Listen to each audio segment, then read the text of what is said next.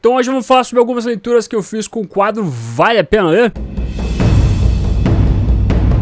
Sejam bem-vindos a Caverna do Morcego, meu nome é Fábio e estou então aqui para comentar algumas leituras que eu fiz de quadrinhos lançados pela editora Panini aí, quadrinhos obviamente envolvendo o universo do morcego, trazendo de novo aquele quadro que era do Resenhas Rápidas, mas agora com um novo nome, né, que é Vale a Pena Ler. Acredito que dessa maneira seja um pouco mais atrativo para as pessoas este nome, bem como aqui eu não vou fazer uma coisa muito aprofundada no sentido assim, tal qual eu faço dos reviews de edições soltas, falando sobre a história, spoilers, entrando em todos os detalhes. Aqui é uma coisa um pouco mais rápida pra galera que achar que vale a pena pegar o quadrinho e ir atrás. Então hoje trouxe 3 leituras pra comentar aqui, vamos falar sobre elas, mas antes não esqueça de curtir esse vídeo pra ajudar ele a subir nesse YouTube de meu Deus, e se você é novo, aproveite e se inscreva, porque todo dia tem vídeo aqui no canal, e aqui é um bom local pra você ficar muito bem informado do universo do morcego. Então vamos começar falando então com Batman e os Renegados volume 2, meus amiguinhos. Edição de novembro de 2020, custando R$ 29,90, tem 192 páginas, reunindo Batman The Outsiders 7 a 12, Batman The Outsiders Annual número 1 e Cursed Comics Cavalcade número 1. O quadrinho conta aí com a tradução de Diogo Prado, adaptação de Fernando Lopes, letra de Maurício Wallace, editor assistente Gabriel Faria e editora Marília Beatriz. Material escrito pelo Brian Hill com os desenhos de Dexter Soy. O primeiro encadernado tem um review aqui até no canal. Eu tenho curtido essa exploração que o Brian Hill tem feito com esses personagens. Nós temos então aqui os Renegados,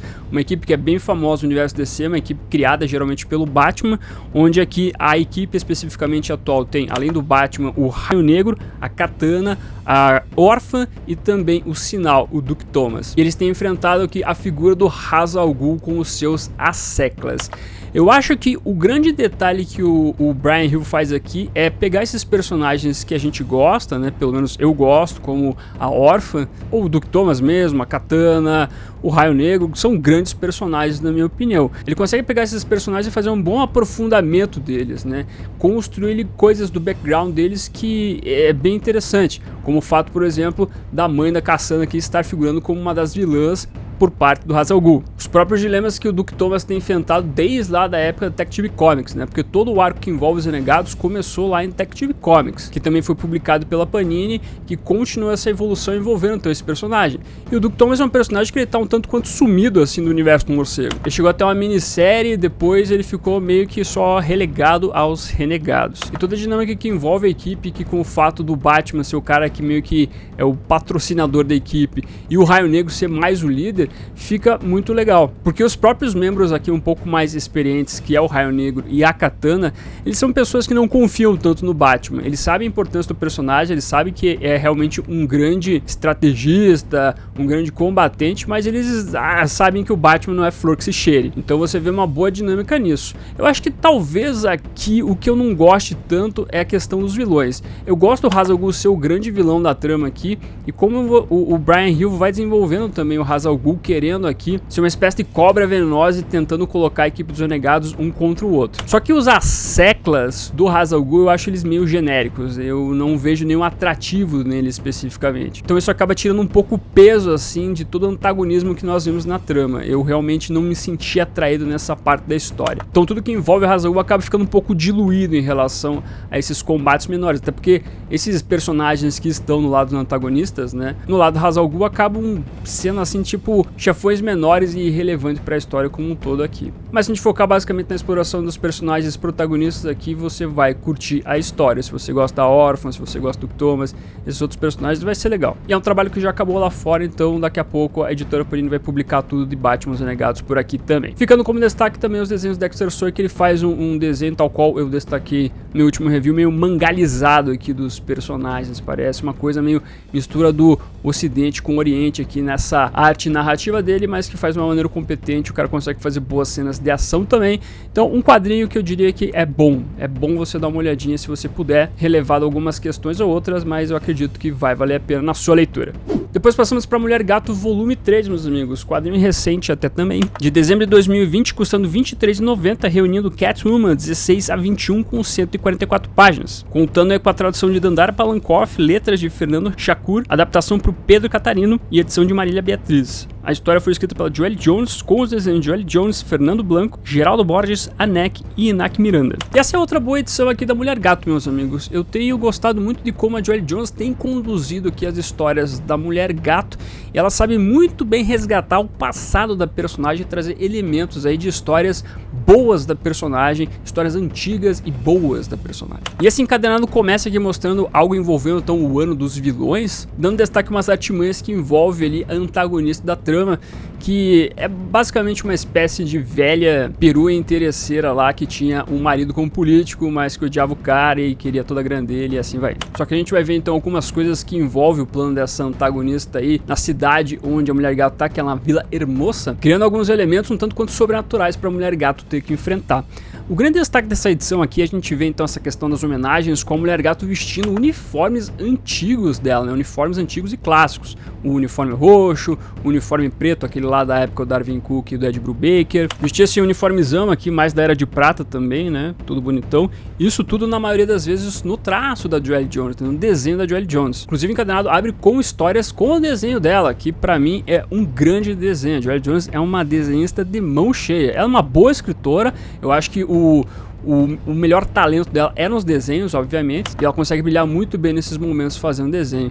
Então acaba sendo muito agradável assim o começo do quadrinho, você vendo ela ali se destacando nessa parte da arte, mas eu gosto do desenvolvimento dela envolvendo a Mulher Gato ali na Vila Hermosa, combatendo então esses seres sobrenaturais que vão aparecendo durante a história, e aprofundando nos dilemas da Mulher Gato, que envolve até o fato dela ter deixado aí o Bruce Wayne na época lá do casamento. Eu acho que a roteirista consegue se aprofundar muito bem nesse sentido, né, nesse lado emocional da Selina Kyle. Talvez um dos problemas da trama seja o fato de que algumas explicações que ficam por cima, né? Como o fato, por exemplo, dessas mudanças que nós temos de uniformes, de alguns uniformes, pelo menos. Eu acho que faltou um detalhe ali pra gente poder realmente entender exatamente essas mudanças que vão acontecendo. São só de alguns uniformes, tá? Não são de todos. Um ou outro ali você vê uma explicação maior. Não é só a Joelle Jones que faz o desenho, aqui tem outros desenhistas também, mas que são bem competentes. O Fernando Blanco, por exemplo, é um grande desenhista.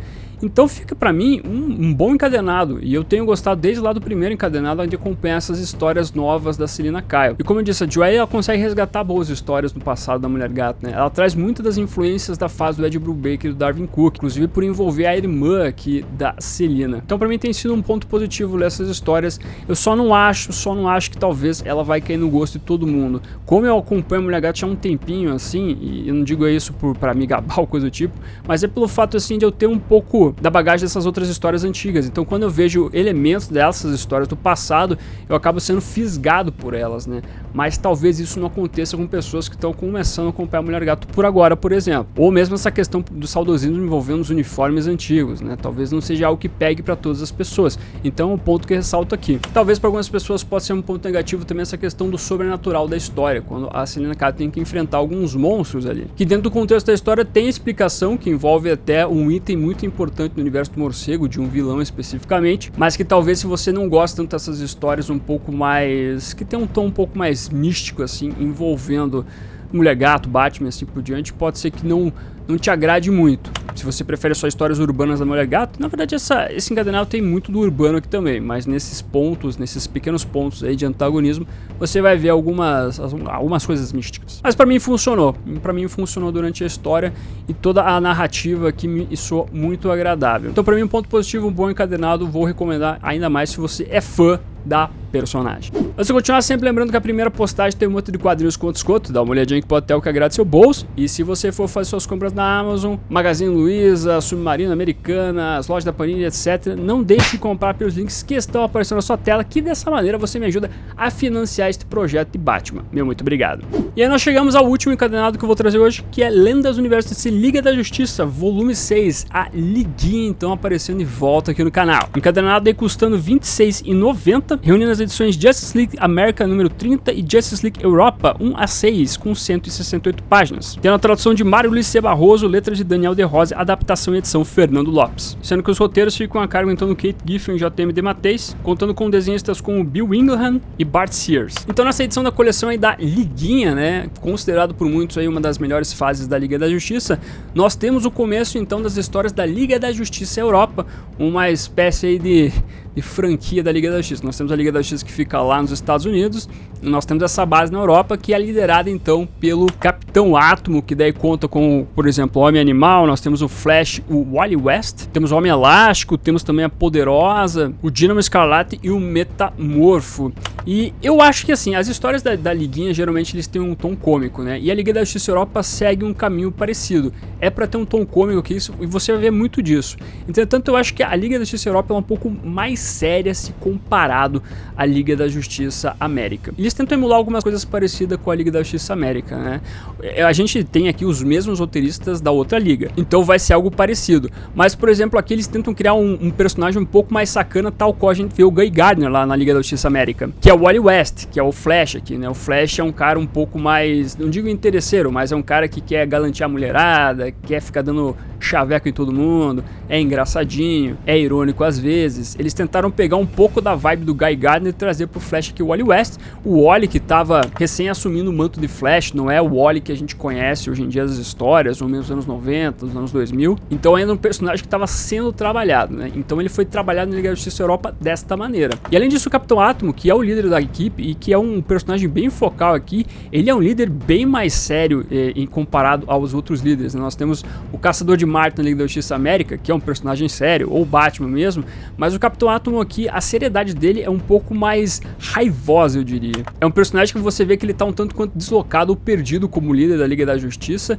e que tá tentando se achar dentro daqueles membros, dentro daquela galera, né? E tentando entender como é que ele pode fazer um bom papel de líder e também está dentro daquilo que a Liga da Justiça América, né, o Maxwell Lord esperam dele como líder. Então você vê toda essa dinâmica rolando aqui e acaba sendo então um tom um pouco mais sério em determinados momentos, né? Como por exemplo esses momentos que envolvem o Capitão Átomo. Pelo menos foi a minha perspectiva, né, meu entendimento em relação a lendo essas histórias, que eu não acho que elas são ruins ou que são piores que a Liga da Justiça América. Talvez eu prefira um pouco mais a Liga da Justiça América comparado à Liga da Justiça Europa, mas ainda assim eu gosto de tudo que foi trabalhado com essa versão aqui da Liga. A Mulher Maravilha ela aparece de vez em quando também nessa equipe, ela é colocada como uma membro desta equipe, mas ela não participa de todas as histórias. E você vai ver também o equilíbrio com os outros personagens, né? O Homem Elástico com a esposa dele são personagens um pouco mais engraçados, que tentam trazer um pouco mais de humor. Você vê o Metamorfo não ser um personagem tão engraçado, mas sim um personagem que tem todos os seus problemas, que envolve sua colocação dentro da sociedade, da maneira como ele é, por exemplo. Tem o Homem-Animal aqui que se ambientando, né? O Homem-Animal que é muito conhecido por causa da fase do Grant Morrison, e ele meio que tá na Liga da Justiça Europa muito por causa do sucesso ali do trabalho do Grant Morrison em paralelo. E uma das coisas interessantes que corre dentro dessa trama, que além de explorar os personagens aqui, criando então essa nova versão da Liga da Justiça, é que tem elementos do passado aí que foi criado na Liga da Justiça América, voltando então através da Liga da Justiça Europa, né? Antagonistas que foram trabalhados anteriormente, aparecendo para ser antagonistas aqui da Liga da Justiça Europa. E a gente vendo a liderança então do Capitão Átomo em relação a essa ameaça do passado aí. Então se você está acompanhando a Liga da Justiça América desde o comecinho, viu lá alguns elementos envolvendo um país diferente, aí você vê coisas desse tipo voltando aqui, então dando continuidade a esses elementos, esses enredos do passado. Então posso dizer que eu gostei bastante da Liga da Justiça Europa, gostei da Panini estar trazendo então essa continuação que envolve a Liga da Justiça América, mas que eu prefiro um pouco mais ver os membros da Liga da Justiça América. Eu acho que é um pouco mais orgânico lá a Liga da Justiça América do que a Liga da Justiça Europa, mas ainda assim a Liga da Justiça Europa não é ruim ou não é algo que não faz sentido dentro do que foi elaborado. Bem, como por mais que eu tenha falado seriedade aqui, você vai ver momentos cômicos também, como por exemplo a Liga da Justiça Europa tendo que aprender francês em determinado momento ali, e eles estão numa classe de aula com uma professora um pouco mais autoritária ali, é engraçado isso. Então há um equilíbrio também aqui, né? Você vê bastante seriedade, ao mesmo tempo você vê coisas mais engraçadas, mas eu acho que a seriedade que ela vai pesar um pouco mais nessa versão da Liga. Na próxima edição, na edição número 7, nós temos já de volta aí, né, a Liga da Justiça América nas edições, inclusive a gente vê então a Liga da Justiça Europa se cruzar mais com a Liga da Justiça América, a gente vê as duas equipes atuando juntas. Mas no fim das contas, continua muito bom aqui lendo os universos dessa liguinha, é uma coleção que eu aconselho vocês a darem uma olhada, quem puder. Então tá aí, meus amigos, dadas as minhas opiniões, gostaria de saber as suas também. O que você achou desses encadenados que eu mencionei aqui. Gostou de um, não gostou de outro? Me traga todos os seus comentários, quero saber tudo de você, sempre leio eles. Além disso, aproveita e deixa o morceguinho pra simbolizar que você ficou até o final do vídeo, meu muito obrigado. E curta, compartilhe, se inscreva no canal se você é novo ou nova, marque o sininho pra ser notificado nos vídeos e estou ficando por aqui. Como sempre, no final do vídeo nós temos os membros do canal, a galerinha que mantém este canalzinho aqui de pé. Agradeço demais a colaboração de vocês, bem como de você que faz suas compras através dos links da Panini, Amazon, Magazine Luiza, Submarino e assim por diante. Meu muito obrigado como sempre, e se você está chegando agora e quiser ajudar o canal, os links estarão na descrição. Aproveita que você tá aí, meu amiguinho, dá uma olhadinha no vídeo que está aparecendo agora. É um vídeo que vale o seu clique. Agradeço a sua companhia, até a próxima e fui.